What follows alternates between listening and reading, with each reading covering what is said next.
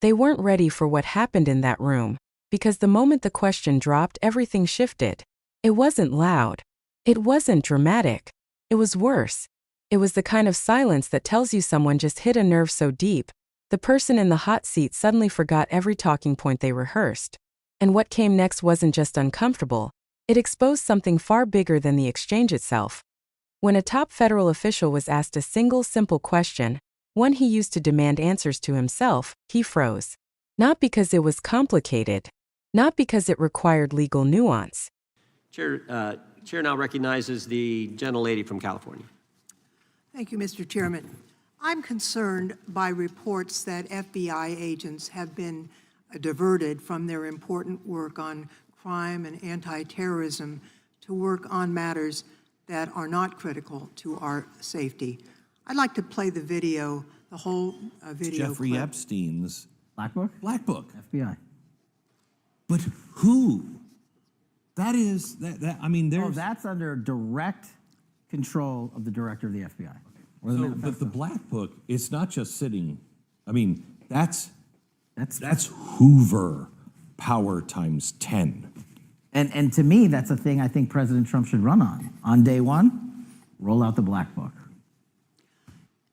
In contrast to that attitude of let it all out, we're getting reports of actions that run contrary to getting everything out and that also involve diversions of FBI resources. For example, an FBI whistleblower reported that you were pressured by the Attorney General to place 1,000 personnel on 24-hour shifts to mine roughly 100,000 Epstein-related records to redact President Trump's name from the files. Bloomberg reported this, that you directed FBI special agents from the New York and Washington field offices to join the Bureau's FOIA employees in Winchester and another building a few miles away, and that while reviewing the Epstein files, FBI personnel identified numerous references to Trump in the documents, and people familiar with the matter said that Trump's name, along with other high-profile individuals, was blacked out. Now, the New York Times reports, and this is a quote, Justice Department officials diverted hundreds of FBI employees and federal prosecutors from their regular duties to go through the documents at least 4 times, including once to flag any references to Mr. Trump and other prominent figures. Details of the review were based on accounts by 3 former FBI and Justice Department officials who spoke on condition of anonymity because of fears of retaliation, and further that the FBI finished, after they finished its review of the files and materials, was sent to a team of Justice Department lawyers who double-checked the FBI's redactions and, quote, were instructed to flag any mentions of Mr. Trump and other celebrities. Now, I have 3 questions for you, Mr. Patel, about this. First, how many times did President Trump's name appear in the Epstein files? Was it more than 100, more than 1,000? Were the agents who were pulled from their duties to redact the president's name from the Epstein files working on criminal cases or national security cases or child sex trafficking cases? And are the number of agents that have been reported diverted for these purposes, is that accurate? No. No what? You asked if it was accurate. I said it wasn't. So you're saying that none of this happened? That, No, I'm saying it was inaccurate. okay. How many times did President Trump appear in the Epstein files? More than 100? More than 1,000? No, and what we've been able to release is what we've been legally able to release, and that has No, been that's not provided the to question. public. I asked you, how many times did the president's name appear? I don't know. It's your testimony. You do not know that The answer. number of times, no. Could you tell us how many agents were diverted for this task and what they were working on? When you say diverted, you make it seem as if agents were pulled off what they do all the time. Agents at the FBI masterfully do double duty and triple duty. And because of the public's interest in this case, we flexed resources to make sure that we could answer the public's signal demand. So do you want us to look through the material and provide it to you, or you do not want us to do that? So it's Which your, one is it? it's your testimony that no one was diverted from a criminal matter, that this was a top priority to go through these this material to look for Mr. Trump's name. Is that your testimony? That's the highest priority for the FBI? What's one of the most impressive things about the FBI leadership and the careers that are in place is that they make the decisions on who to send where on priorities and make sure the mission needs are not hurt. And that's what happened here.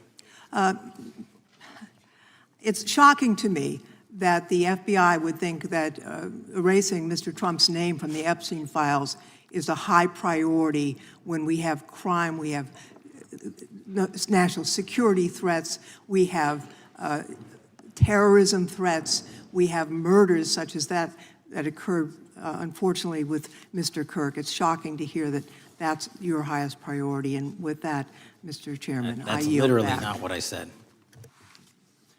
Gentleman yields back. Gentleman from Wisconsin is recognized. But because saying the truth out loud would have shattered the entire story he's been selling to the country. A story built on transparency. A story built on accountability. A story built on letting the public see everything. Yet suddenly he couldn't remember a number. Not even a range. Not even a ballpark guess. And that right there is where this whole situation gets explosive.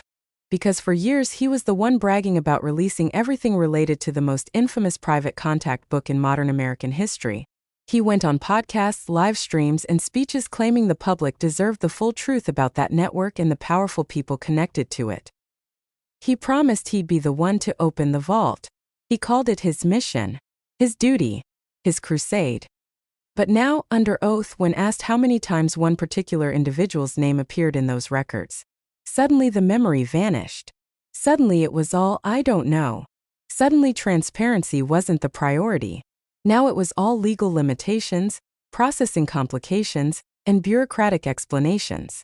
And watching that shift happen in real time was like watching the floor drop out from under the entire narrative he'd built. The lawmaker questioning him wasn't aggressive. She wasn't rude.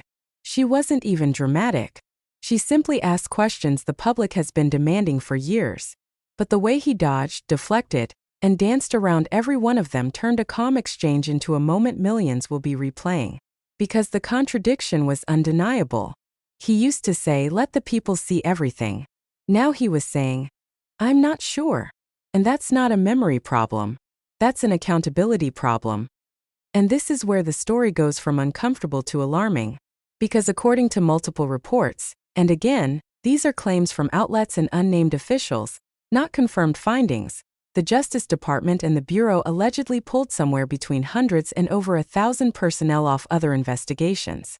Not to fight crime, not to stop threats, not to catch traffickers, but to go through tens of thousands of documents tied to the most notorious network of abuse in recent history, and highlight the references to a single individual. Think about that. Federal employees, many of them specializing in crime, national security, and trafficking, allegedly reassigned to filter names inside documents from a case already known for its cover-ups. According to the reports, teams were asked to comb through every page for separate times. And when those teams finished, another legal team allegedly reviewed the same material again to confirm that every reference to certain high-profile individuals was identified. If that happened, and again we are framing this as reported information, not confirmed fact, then it raises a question so big it shakes the foundation of the entire justice system. Why would that level of manpower be redirected for the sake of one person's image? Why would hundreds of specialists be pulled away from urgent investigations? What kind of pressure creates that pipeline? That's exactly what the lawmaker asked him under oath. And that's where the mask slipped. She didn't accuse. She didn't speculate. She simply asked whether those agents had been diverted from criminal, trafficking, or national security work. He said no. But then, seconds later, he admitted that resources were flexed. Now here's the problem. Flexing resources isn't a real answer. It's a phrase designed to sound official while meaning absolutely nothing. It's the kind of phrase you use when you want to admit something happened without admitting what happened. Because if agents who were supposed to be working one job were suddenly working another, even temporarily, that is diversion. Whether you call it reallocating, reprioritizing, or flexing, the result is the same: fewer experts were working the cases they were trained for. And when those cases involve vulnerable victims, missing individuals, or dangerous offenders, even losing one agent for a day can have consequences. Losing hundreds? That's not a clerical hiccup. That's a moral failure. That's why the silence in that room hit so hard. because what he didn't say mattered more than what he tried to say. He couldn't explain how many times that individual appeared in the files. He couldn't explain how agents were chosen. He couldn't explain why this was considered a priority. And most importantly, he couldn't explain why something he once promised to expose suddenly became something he was desperate to downplay. The lawmaker pulled every layer back, step by step, with calm, steady questions. She highlighted every contradiction. She spotlighted every vague answer. And each time she asked him to clarify, he made the same mistake. He tried to talk around the truth instead of toward it. And that's what made the moment so revealing. Because this wasn't just a disagreement. It was a reckoning. She wasn't trying to trap him. She was trying to make him acknowledge the hypocrisy. You can't demand transparency and then pretend not to know the very details you once used as political ammunition. You can't promise the public you'll expose the truth and then act shocked when someone asks you to show it. But here's the real turning point. When she asked why, if the Bureau was so overwhelmed with crime and national security threats, its leadership considered reviewing these files again and again a top priority. His answer? He didn't deny it was prioritized. He said the Bureau is simply skilled at doing multiple jobs at once. What does that mean? Nothing. Absolutely nothing. It's the verbal equivalent of smoke. It's designed to move around the question without touching it. Because if the Bureau really is stretched thin, and officials have repeatedly said it is, then choosing to spend that manpower on protecting someone's public image instead of protecting the public itself is not just a questionable decision. It's a catastrophic one. That's why the lawmaker ended the exchange the way she did. She didn't yell. She didn't insult him. She simply said what everyone watching was thinking. That if an institution built to protect the public has shifted its mission toward protecting the powerful, then something has gone dangerously off course. This isn't about political rivalry. It's not about ideology. It's about the foundational principle of a free country: equal justice. If certain people can have teams of specialists comb through sensitive files 4 times to shield their reputation, while everyday people wait months or years for justice, then the system isn't just failing, it's choosing who it wants to serve. And here's where the story widens.